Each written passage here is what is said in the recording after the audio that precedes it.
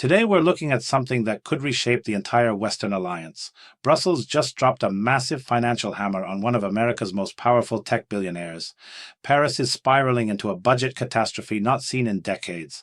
Berlin is bringing back something from the Cold War era that has protesters flooding the streets. Washington is accusing its oldest allies of betrayal. And there's a new document from the White House that's using language so inflammatory it's making experts across the spectrum deeply concerned.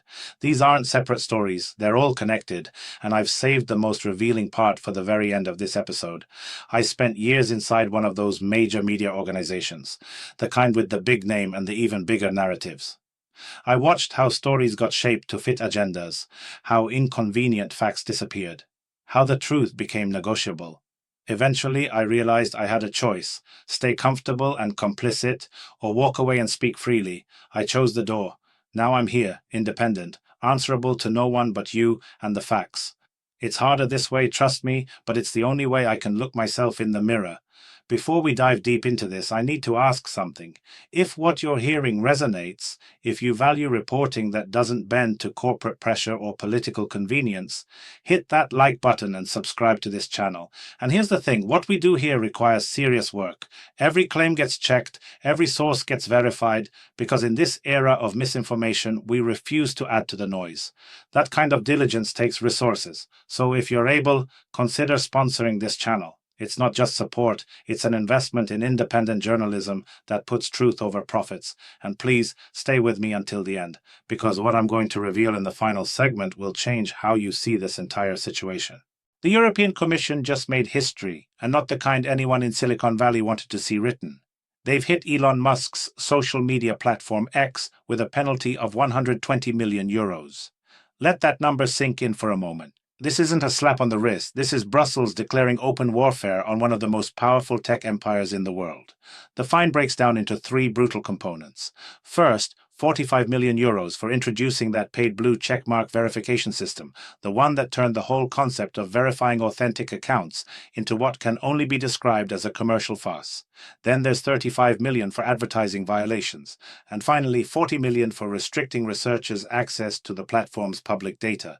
This investigation took 2 years under the Revolutionary Digital Services Act, legislation specifically designed to force tech giants to protect European users from fraud, manipulation, and toxic content. Now here's where it gets really interesting. Musk's response was immediate and explosive, but what happened next tells you everything about where we are politically right now. US Vice President J.D. Vance jumped in instantly to defend the billionaire, declaring that the European Union should be supporting free speech instead of persecuting American companies. Musk thanked him for the support and hinted quite ominously at coming retaliatory measures against Brussels officials. This conflict is taking on a whole new dimension with Donald Trump back in the White House because his administration has already promised aggressive responses to any sanctions against American tech corporations. Think about what that blue checkmark used to mean. It was free, it confirmed you were who you claimed to be, it had meaning. Now it costs €7 a month, verification has become a product you buy, and trust in the platform has been fundamentally undermined.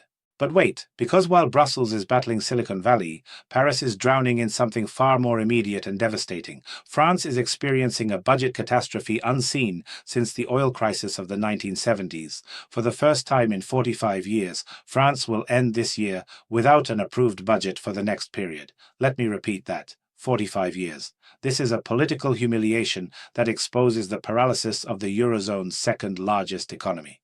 President Emmanuel Macron has announced the adoption of a special law, a constitutional instrument of last resort that will freeze all government spending and taxes at the previous year's levels. What does that actually mean? It means ministries cannot launch new programs. It means government services will operate in survival mode. It means the entire apparatus of the French state is now running on emergency power. And you're probably wondering, how did one of the world's most sophisticated democracies end up here? The roots go deep into political quicksand. Former Prime Minister Édouard Philippe, once Macron's closest ally, publicly withdrew his support for the government, essentially sentencing the budget to death. Philippe declared that the president had killed the majority and called for early elections, accusing Macron of failing to consult with parties before dissolving parliament. The hostile National Assembly tore apart the budget proposal prepared by Prime Minister Michel Barnier, who had warned that without passing the document, 18 million French citizens would face automatic tax increases. Macron promised to protect citizens from this scenario in a new budget that will be presented early next year by a new government, if such a government can even be formed. Here's the brutal reality. This special law isn't a solution, it's anesthesia before surgery. Vice President of the National Assembly's Finance Committee, Véronique Louwagie, warned that this degradation regime might hold without catastrophe until August or September, but not longer. After that point, the state will find itself caught between frozen revenues and growing expenses, especially for public sector salaries and debt servicing. Senator Jean-François Husson called the special law the wisest decision to bring down the temperature, acknowledging that after such a massive vote of no confidence, it's impossible to simply make cosmetic adjustments to the legislation. France isn't just experiencing a budget crisis, it's watching its political system seize up in real time. And if you think that's concerning, wait until you hear what Germany just decided to do. While France struggles in political mud, Germany has made a decision that has shaken all of Europe: the return of military conscription. The Bundestag approved legislation opening the path to mandatory military service with 323 votes in favor, 272 against, and 1 abstention. This represents a fundamental turning point in the country's military policy, a nation that abandoned compulsory service in 2011 after German reunification. The decision triggered youth protests in more than 80 cities across the country, including Berlin, Cologne, and Kassel. Demonstrators are accusing the government of militarizing society and betraying the pacifist values of post-war Germany. Think about what that means. An entire generation grew up believing that chapter of history was closed. The legislation aims to increase the Bundeswehr's strength to 260,000 service members by 2035, up from the current 180,000 plus 200,000 reservists. Now, it's important to note that the law doesn't introduce immediate mandatory service. Instead, it creates a system of incentives to attract volunteers, including raising the starting salary to €6,003 per month, which is €450 more than the current amount. However, and this is crucial, if voluntary recruitment fails, the government gains the right to introduce what they call Bedarfswehrpflicht, conscription based on need, after an additional parliamentary vote. Starting next year, all 18-year-olds will receive a questionnaire about their willingness to serve, though only men are required to respond. From July 2027, men will be obligated to undergo military medical examination upon reaching adulthood. Berlin's decision reflects a tectonic shift in European thinking about security. The Defense Ministry must present recruitment statistics to Parliament every 6 months, and if target indicators aren't met, a system of random selection for conscripts could be introduced. Experts are connecting this revolution to a growing realization that Europe can no longer rely on the American military umbrella.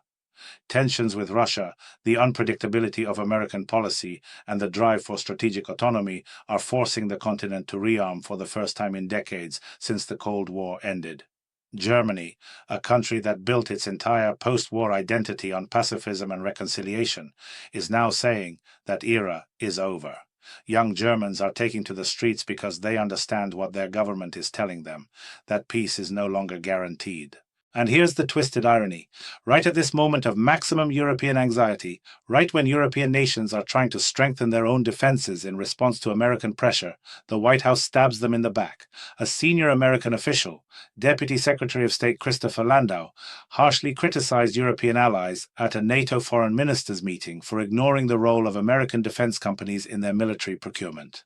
Landau demanded that European governments ensure fair market access for American firms, accusing Europe of protectionism that undermines our collective defense. Another State Department representative warned that Europe must transform its defense spending commitments into real capabilities rather than protectionist policies that push American companies out of the market. Just pause and absorb that for a second. Europe is being lectured about protectionism by the United States. The irony is obvious to any observer. The US itself applies the harshest protectionism in military procurement through Buy American laws and the Berry Amendment, which effectively exclude foreign suppliers from Pentagon contracts even when European products are superior to American alternatives. NATO Secretary General Mark Rutte earlier called on allies to allocate at least $1 billion per month to purchase American weapons for Ukraine. Secretary of State Marco Rubio's absence from the meeting marked the first such case in more than 20 years, which European diplomats interpreted as a demonstrative show of contempt. U.S. criticism sounds particularly painful given that European countries are increasing defense budgets in response to American demands to boost NATO spending to 2% of GDP. Washington is essentially saying, spend more on defense, but make sure you're buying from us, not from yourselves. Now let me tell you about the most disturbing signal of all, and this is the part I told you to wait for. It comes from a new White House document, a 33-page national security strategy of the United States that accuses mass migration of threatening the very existence of Western civilization. Trump warned that Europe could find itself eclipsed by a more real and harsh prospect of civilizational extinction within 20 years if it doesn't stop the influx of migrants from developing countries. The president promised to permanently suspend migration from all third world countries to allow the American system to fully recover. Homeland Security Secretary Kristi Noem confirmed plans to expand the list of countries whose citizens cannot enter the U.S. to more than 30, up from the current 12 fully banned and 7 partially restricted nations. The language of the document echoes the Great Replacement theory, a conspiratorial idea that white populations in the West are being systematically replaced by non-white migrants. Trump blamed migration for everything, from censorship to falling birth rates, from economic problems to cultural degradation.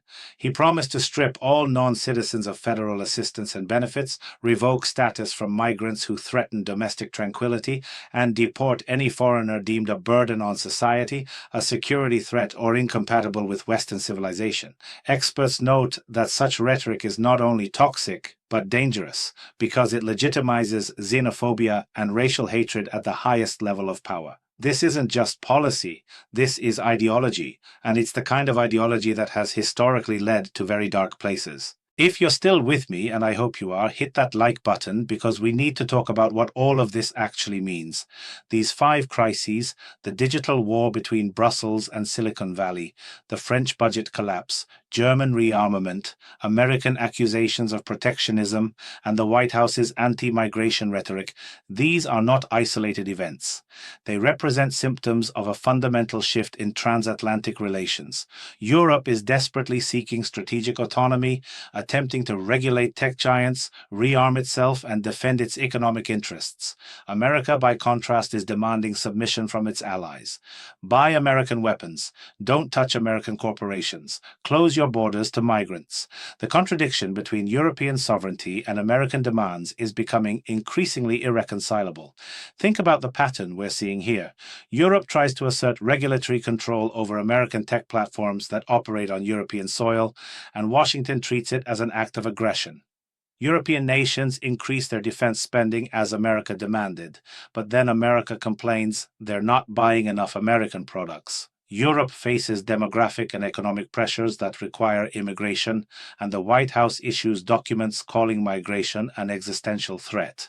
At every turn, European autonomy is being framed as betrayal, while American demands are being presented as alliance solidarity. This is not how partnerships work. This is how empires treat colonies. And here's what makes this moment so dangerous. The Western Alliance, the structure that won World War II and the Cold War, is based on a fundamental bargain. America provides security, Europe provides legitimacy and shared values. But what happens when America no longer wants to provide security without extracting maximum economic benefit? What happens when shared values start diverging on fundamental questions like migration, tech regulation, and democratic norms? What happens when the cost of the alliance starts feeling like extortion rather than partnership? These aren't hypothetical questions anymore. We're watching the answers unfold in real time, and they're not reassuring. France can't pass a budget. Germany is bringing back conscription. The EU is willing to fine American companies hundreds of millions. The White House is using language about civilizational extinction. None of this is normal. None of this is sustainable. The alliance that defined global order for 7 decades is creaking under pressures it was never designed to handle. Populism, nationalism, economic rivalry between supposed partners, and fundamentally different visions of what the West should be. The question isn't whether cracks are forming. The cracks are already here, deep and widening. The question is whether anyone in power has the wisdom and courage to repair them before the whole structure comes down. So let me bring this all together for you. We've witnessed Brussels launching its most aggressive regulatory action against American tech power. We've seen France descend into constitutional crisis as its political system proves unable to perform the most basic function of government, passing a budget. We've watched Germany abandon decades of post-war pacifism and move back toward mass mobilization. We've heard Washington accuse its closest allies of the exact protectionism America practices more ruthlessly than anyone.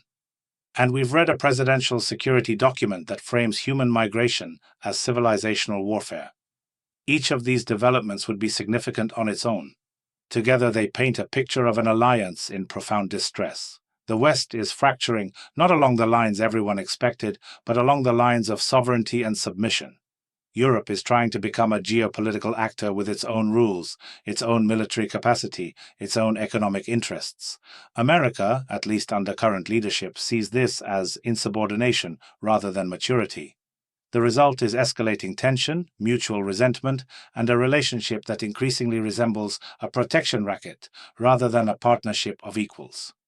History shows us that great alliances don't usually end with dramatic betrayals. They end with accumulated grievances, small betrayals that compound over time, and a slow recognition that the relationship no longer serves mutual interests. That's the path we're on right now. If you found value in this analysis, I need you to do something. Subscribe to this channel, hit the notification bell, and share this with someone who needs to understand what's really happening beneath the headlines. More importantly, if you believe in independent journalism that follows facts wherever they lead, that refuses to pick sides based on party or profit, consider becoming a sponsor. What we do here matters. Every episode requires hours of research, verification, cross-referencing. We do this work because someone has to, because the truth deserves defenders who aren't compromised by corporate owners or political handlers. Your support makes that possible. The most interesting developments are always the ones they don't want you connecting. Stay informed, stay critical, and stay engaged. Because what happens next depends on whether citizens understand what's at stake before it's too late. This brings us to the edge of the map, and if you're still listening, it means you understand the gravity of what's unfolding. The mainstream giants aren't interested in connecting these dots for you. They want you outraged for 5 seconds so they can sell an ad. But digging through 33-page security protocols, verifying budget laws in Paris, and cross-referencing defense contracts, that is a grind. It is unglamorous, exhausting trench warfare against a tidal wave of fake news and spun narratives. I walked away from the comfort of a corporate salary because I refused to read scripts written by people who don't care about the truth. But that freedom comes with a cost. We don't have billionaires backing this operation. We only have you. If you value a voice that refuses to be bought or silenced, please consider sponsoring this channel. It's not just a donation. It's a handshake, a signal that you want facts over fear. It allows us to keep doing the hard work of verification so you don't have to. So please, hit that like button, subscribe to the channel, and join us as a sponsor. Let's keep this light burning together. I'm Andrew Meet Rich. Thank you for watching.